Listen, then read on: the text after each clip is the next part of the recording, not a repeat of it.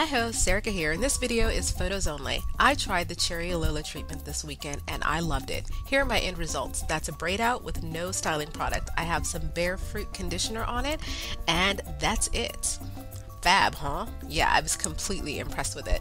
And where did I learn about the Cherry Lola treatment? Well, where else? YouTube. So I went from there straight to Google to try to figure out what in the world is a Cherry Lola. There are lots of links with lots of people documenting their experiences with the Cherry Lola treatment. Almost all of the ones I found were positive. Actually, all of the ones I found were positive. The one I found where she said she no longer uses the Cherry Lola treatment was because she said that it was washing out her hair color. So she was coloring her gray hair black or dark color, and it was actually pulling some of the black out as a result of raising the cuticle, which completely makes sense. So after I had gotten the ins and outs from Google, I decided to see what other naturals said about it, and I found Cherry Lola's YouTube page. It's cherrylola.com. It isn't used anymore and hasn't been for a very long time, but here were her results. My goodness, that is gorgeous. Talk about definition. Couldn't wait to try it. So I set about finding the ingredients that you need in order to do the Cherry Lola treatment. The recipe calls for half a cup of plain full-fat yogurt. I didn't use organic, I didn't use Greek, I used whatever was cheapest in plain full-fat, half a cup. Actually, I doubled it, but she called for half a cup. The next ingredient is Bragg's amino acid, 2 tablespoons. I didn't have a problem at all finding this specific brand in my hippie city. The next ingredient is baking soda. The recipe calls for 2 tablespoons of baking soda.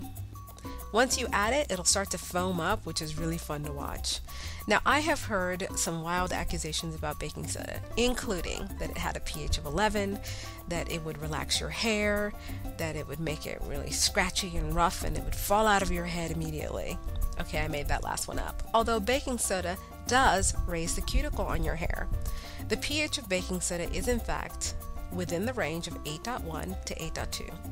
Baking soda is so strongly tied to 8.1 and 8.2 that you can put just half a pound of baking soda solution or baking soda powder into a 10,000 gallon pool of water and it will bring the pH closer to 8.1 or 8.2.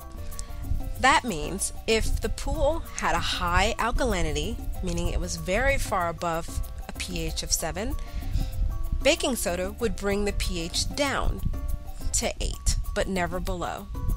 If you had a solution that was very acidic, meaning it had a low pH, say a pH of 4, it would bring the pH up to 8.1 to 8.2, but never more. Baking soda is very strongly tied to a pH of about 8. Ironically enough, a pH of 8 is exactly what most shampoos are. If you go to the store and you pick out a shampoo, it's probably got a pH of 8. The exception to that is shampoos that are labeled pH balanced. pH balanced means that the solution is more acidic and that it's probably somewhere closer to a pH of 5. So why are people all panicky about the pH anyway? It's because the pH can affect the porosity of your hair. A compact cuticle is just as bad as one where the cuticle is raised. Compact cuticles don't allow anything to get in. You can have the best, most expensive, all-natural conditioner in the world that works for everybody and their dog, and if you put it on your hair and the cuticles are completely shut, it won't get in. Things can get out, but nothing will get in. If your hair shaft is normal, the cuticle is raised just a bit, which will allow conditioning agents to get in and some things to get out. If it's raised, it'll allow lots of things to get in and lots of things to get out. And I actually think raising the cuticle is the secret to the Cherry Lola treatment's success. Slightly raising the cuticle allows the conditioning properties of the yogurt and the strengthening properties of the amino acids to reach the inside where they can do the most good. It also might be the reason why Some folks that have color treated hair have experienced a loss of some of their color because now not only can more things get into the hair shaft, but more things can escape. And some of the color might be what's escaping out of that raised hair shaft. I would like to point out that your hair goes freely from a state of raised to normal cuticles, maybe even compact sometimes, back to raised. Some of the things we encounter that raise the cuticle naturally are heat. That means hot water. It means steam treatments. In fact, that's part of the reason why steam treatments are so effective is because they in fact raise the cuticle. Blow dryers, flat irons, even sitting in the sun on a hot summer day can all raise your cuticle. Again, it is only damaged if it doesn't go back to the normal state when the temperature decreases. So this is what the Cherry Lola treatment did to my hair. It was soft, it was shiny, it felt strong, and it had awesome curl definition. But wait, do you see this? That is hang time. I have been natural since March. It's now August of 2011, and I have never seen my hair hang downward. This is it drying, and it's still hanging downward. I think the curl definition is getting better as it dries. It's just, I was amazed. I was absolutely floored. This is no product, people.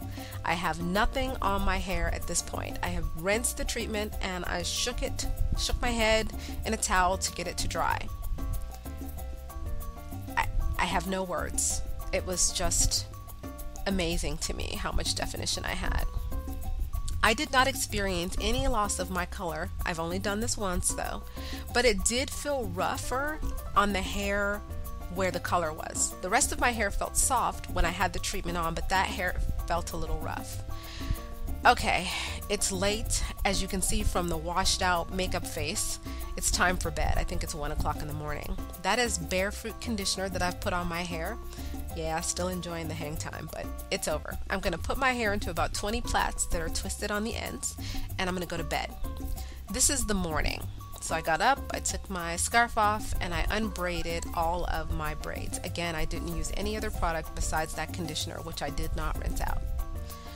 There's not even oil on my hair.